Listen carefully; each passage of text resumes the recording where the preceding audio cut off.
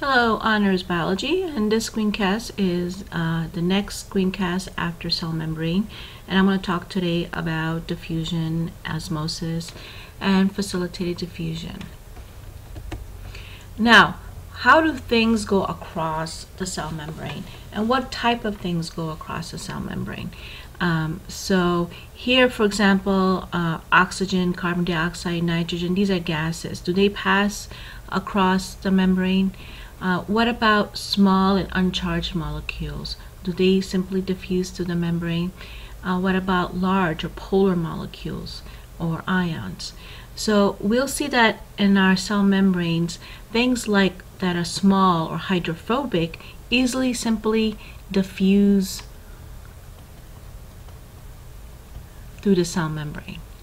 And things like glycerol, ethanol that are small and uncharged also simply diffuse through the cell membrane.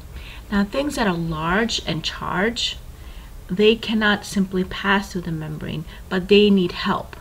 And they get help by a protein. So what we'll learn later, that there'll be a protein that allows these things to pass through.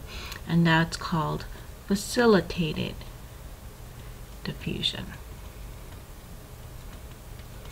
And how do things like charged particles that does not go along the gradient, how does that pass through? And we'll learn that that passes through something called active transport. So there are basically three types of transport that we're going to discuss. One is simple diffusion, and simple diffusion is basically particles moving from high concentration, where you have a lot of that particle, to low concentration. And this is what we say, it goes along the gradient. So this goes along the gradient. And the word gradient means difference. So you have a lot here, less here. And that's diffusion, and uses no energy. Second type of diffusion that also does not use energy and goes from high concentration to low concentration, but it uses the help of a protein. So this protein can be a protein channel, or it can be a gate, and allows large and charged particles to pass through. And this is called facilitated diffusion. The word facilitate means it's helped. Also uses no energy and goes along the gradient. And things that are charged and go against the gradient, meaning here you have low concentration, and here you have high concentration, and if you see this energy burst, means it's using ATP or energy. This is what's called active transport. In active transport, we'll see the movement of ions like sodium, potassium, and hydrogen. Now, let's go over the word diffusion. Diffusion is the random movement of particles, and it always goes from high concentration to low concentration, and it does not use energy. If you simply the molecules just have that tendency to move. Now, when we say dynamic equilibrium, meaning these particles are still moving, but its net is in equilibrium, so there's no difference. So that's what diffusion means. Now, particles can diffuse to the air, it can diffuse to liquid, or even solids that are porous. Now, cell membranes are semi-permeable, which means it allows certain particles to pass through, and it's usually due to size, or charge. Okay, so the pore size is what's going to matter. Okay, and that's what semi-permeable means. So here you have diffusion across a membrane through a semi-permeable membrane, and these particles can pass through. But if something was much bigger, It would not pass through. Now, substances that move across a semi-permeable membrane from a high concentration to low concentration until it reaches equilibrium, and then it's moving back and forth in equal rate. So here you have more, it's going to move to the other side. And then when it's reaching equilibrium, they're going back and forth in the same rate. Now, what happens if you have two different molecules? Each is going to move from high concentration to low in its own rate. It's not going to bother how the green balls are moving versus the purple balls. Now, osmosis is a special type of diffusion, and it only has to do with water. And you need water and a semi-permeable membrane. So it's a diffusion of water from high concentration of water. So here you have high concentration of water to low concentration of water. So water will move across a membrane until it reaches dynamic equilibrium. Now, what affects the movement of water across a membrane? What happens if you have solutes? And solutes are things that dissolve in a solution. So if I have solutes, say sugar or salt, how does that affect the movement of water? So in this case, I have more solutes here and less water. So if I have less water and more solutes, here I have more water and less solutes. So the direction of movement for water would be this way until it reaches equilibrium in terms of concentration of water. So water is going to always move where there's more water to less water.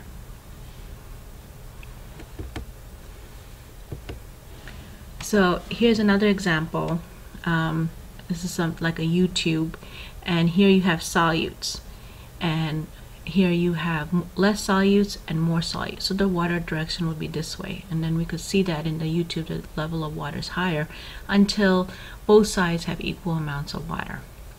And also you have to understand that when you have solutes, the water is going to interact with that solutes, so you have less free water molecules in this side of the membrane, where in this side, since you have less solutes, there's more free water molecules. Now there's terms that describes environments in terms of solutes and amount of water. So here in this case, the blue dots represent solutes, and so here you have, say, 10% salt in the environment, and here in the cell you have 10%. So water, there's equal amounts of water. So water is going to move in, and water movement is going to be out in equal rates in both directions. So this is what we call isotonic, and this is what normally animal cells like, is to be an isotonic environment. Now, hypertonic solution is when a solution has more solutes in the environment versus inside the cell. So what's going to happen is you have less water outside the cell and you have more water inside the cell. So therefore water is going to move out. And then what's going to happen to the cell? It's going to shrink. A hypotonic solution is when you have less solutes outside the cell and you have more water. But inside you have 20% salt, and here has more solutes. So inside there's more solutes and less water. In other words, inside it's hypertonic, where outside it's hypotonic. So water will always go from hypotonic, where there's more water, to hypertonic.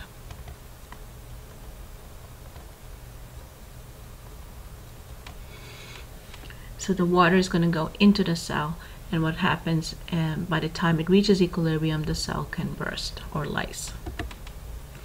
So here's like a little summary and differences between animal and plant cells.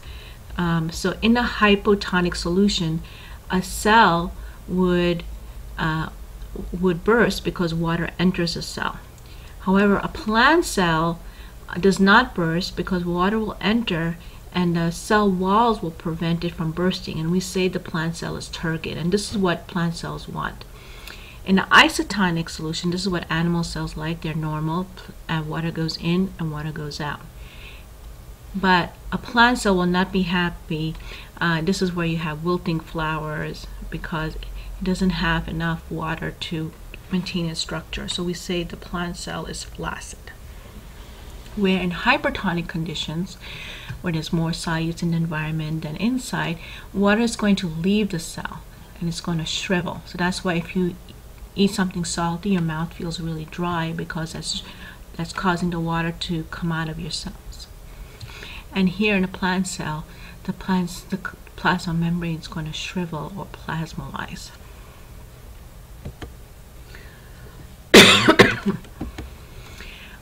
Facilitated diffusion, remember, is again going from high concentration to low concentration, but it's using proteins to help out.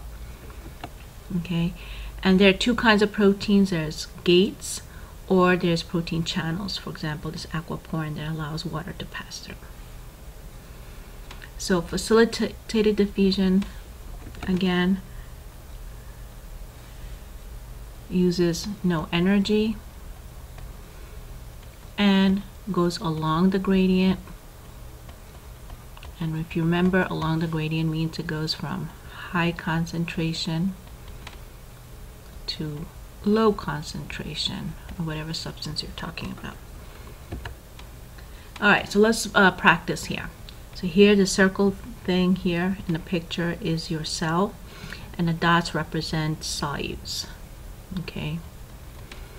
So inside the cell is hyper, outside of the cell is hypo. So lower outside than inside, and here we're talking about solutes. So this environment is called hypotonic environment. So if it's outside is hypotonic, what's inside? Inside would be referred to as hypertonic. And the direction of water would be from hypo to hyper, more water to less water. Therefore, water is going to move in. Okay. Now, if you have solutes equal outside and inside, then that's what we refer to as isotonic environment. So it's isotonic inside and isotonic outside. And if you have solutes greater outside than inside, so then we say this environment is hypertonic. So outside is hypertonic. If outside is hypertonic, then inside is hypotonic. And remember, these terms are comparing two different areas. So therefore, water is going to go from high concentration to low, so water is going to move out. And what will happen to an animal cell in each situation? So in this situation, in a, remember, hypotonic situation, the cell will burst. Here, remain normal. Here, the cell would shrink. We also hear the word crenate.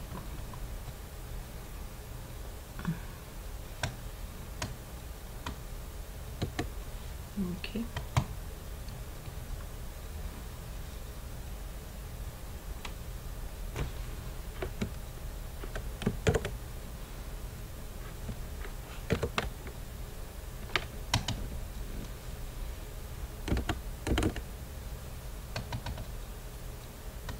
Okay, so solute concentration again affects the movement of water.